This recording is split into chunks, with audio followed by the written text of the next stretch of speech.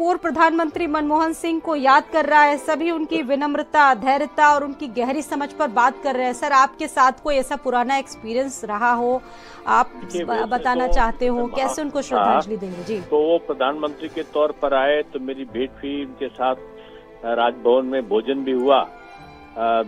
लेकिन जो एक वार्ता का क्रम था, जब मैं राज्यसभा का सदस्य बना तो जिस दिन मेरी शपथ थी वो व्हील चेयर पर आए हुए थे और उन्होंने उनके सहायक ने बताया कि आज ये नए सदस्य ने दिया है, लखनऊ के मेयर थे जी।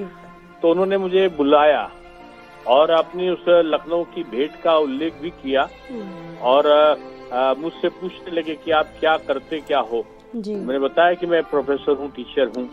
तो उन्होंने अर्थशास्त्र यानी आर्थिक व्यवस्थाओं के बारे में उन्होंने थोड़ी हल्की सी चर्चा करी। बीमार थे उस दिन, लेकिन उन्होंने 2 बार बधाई के लिए हाथ मिलाया और आगे गए। थोड़ी दूर तक मैं उनके साथ चलता रहा तो मुझे लगा कि शायद वो पानी पीना चाहते हैं, तो मैंने बाहर से लेके उनको पानी भी पिलाया और उन्होंने एक सहज भाव में ऐसे बात कर रहे जैसे बड़े पुराने परिचित रहे हों, जबकि इस अंतरंग भावना से मेरी भेंट कभी इस तरीके से नहीं थी। मेयर के तौर पे एक औपचारिक शिष्टाचार बस भेंट थी कि उनका स्वागत करना और उनको राजभवन तक का छोड़ना। वहां तक का सीमित था कि राजभवन में जो भोज होता है प्रधानमंत्री का तो मेयर बुलाए जाते हैं, लेकिन एक अनौपचारिक वार्ता का क्रम वहां पर हुआ। मनमोहन सिंह जी एक बड़े दिल के व्यक्ति थे, माननीय अटल जी से लेकर और माननीय नरेंद्र मोदी जी तक उनका सम्मान करते रहे हैं।